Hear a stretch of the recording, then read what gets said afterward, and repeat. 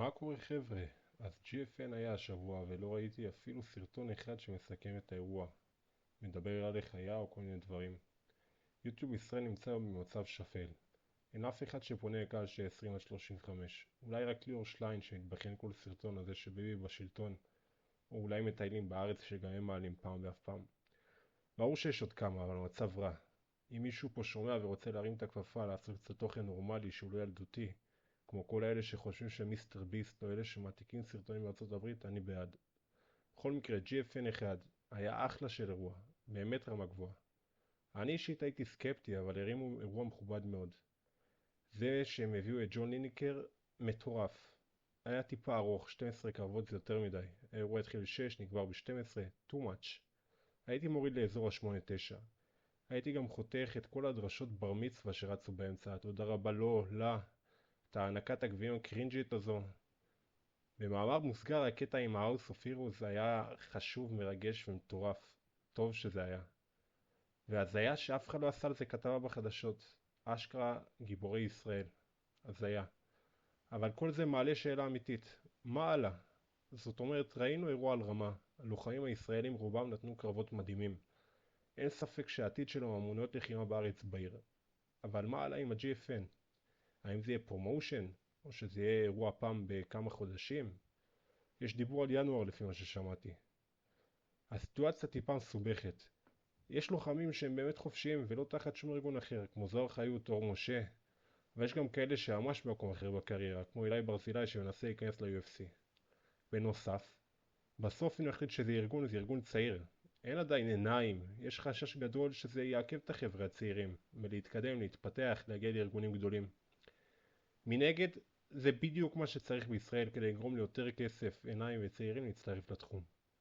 כולם ראו את הקרב של אהבת השם ב-UTMA, ואפילו בחדשות הייתה כתבה על ה-GFN, שלא לדבר על הפוטנציאל הכלכלי של המארגנים. מה אני חושב? אני חושב שכדאי כן להפוך את זה לארגון. אבל לעשות שטאפים עם ארגונים אחרים ולחלוק לוחמים. ככה גם ניתן לישראלים צעירים אופציה להתפתח, גם נקבל נבחר של לוחמים מחוץ לארץ שיבואו להילחם כאן, ונוכל לעשות אירועים באופן יותר תדיר מפעם בכמה חודשים. ארגונים שכדאי לדבר איתם זה דוגמה UTMA שכבר יש שם קשרים, אולי ארגונים דרום אמריקאים שעכשיו דרום אמריקה די תומכת בישראל. לא צריך שהוא יהיה בהכרח ארגון אגרוף תאילנדי. דווקא הגיוון של MMA, אגרוף תאילנדי, קיקבוקס הוא מצוין. לא הייתי מוסיף עדיין ג'ו-ג'יטסו והאבקות כי הקהל לא כל כך מכיר. אולי גרפלינג שאסור לרדת לגארד. צריך לבדוק. מה הלאה ללוחמים הישראלים? צעירים שבהצלחה יש עתיד מצוין. נתן לוי, בתקופה האחרונה עושה כל מיני הרפתקאות כמו יוטיוב, דרום קוריאה, לתת מכות לאנטישמים. הוא היה אמור לעשות קרב בקראטה קומבט אבל כנראה שכבר לא יקרה. בעיקרון הוא כבר לא כל כך צעיר, בן 34, ואת האמת שכדאי לעשות חושבים, אולי כדאי לעשות איזה שיפט. אולי לפתוח מכון בישראל, אולי משהו שקשור להסברה ואשכרה לקבל על זה כסף. רוח וקיבדי עשו קרבות מצוינים. אני מקווה שקיבדי יחזור ל-LFA ומשם יהיה לו הרבה יותר קל להגיע ל-UFC. הוא עשה שם שתי קרבות וזהו, ואני מקווה מאוד שיחזור לשם, כי זה ארגון מאוד טוב. ודרך אגב, אילי ברזילי שם. אם מדברים על אילי ברזילי, היה קצת משעמם. המעבר גם מאוקטגון לזירה זה מעבר קשוח. יש פינות, אין גדרות, עשה את זה יפה. נקווה שיגיע לקונטנדר סיריס. רוח לפי מה שראיתי באינטרנט רק בהתחלה של הקריירה המקצוענית שלו. נקווה שייכנס לארגון טוב. אהבת השם, האולסטאר של הערב, המיין קארד.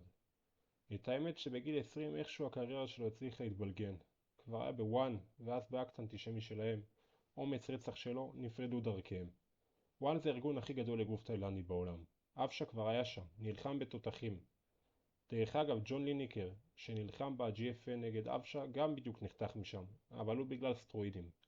בכל מקרה, היו לאבשה כמה טיולים כמו UTMA, ליגת אגרוף לקבוצות בארצות הברית.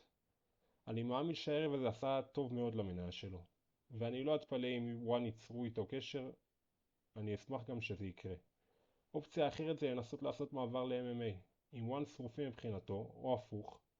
אני לא רואה איך הקריירה שלו יכולה לזנק מחוץ לוואן, אולי דרך גלורי, אבל בסוף הוא בן 20, עם סטרייקינג רצחני, המעבר ל-MMA אפשרי בהחלט. ראינו לוחמים שעשו את זה בגיל מבוגר יותר, כמו פררה, כמובן שאין מה להשוות, אבל התפיסה של בחור צעיר תמיד טובה יותר משל מבוגר, ואני מאמין שמהר מאוד נוכל לראות אותו כבר בארגונים טובים. מצב טיפה קשוח, אבל אני מאמין שהוא יצלח את זה. אז מה אתם אומרים? המצב של יוטיוב ישראל באמת על הפנים? מה דעתכם יקרה עם ה-GFN? מה עם העתיד של הלוחמים שלנו? תכתבו לי בתגובות, מעניין אותי.